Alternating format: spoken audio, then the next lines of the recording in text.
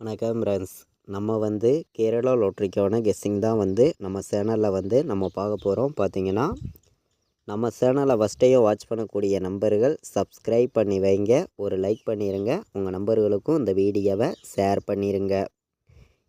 இன்றைக்கி தேதி பார்த்திங்கன்னா 3ஆம் தேதி 5வது மாதம் 2024 வெள்ளிக்கிழமை. நிர்மல் ட்ரா நடைபெறுது. 378வது ட்ராவாக நடைபெறுது.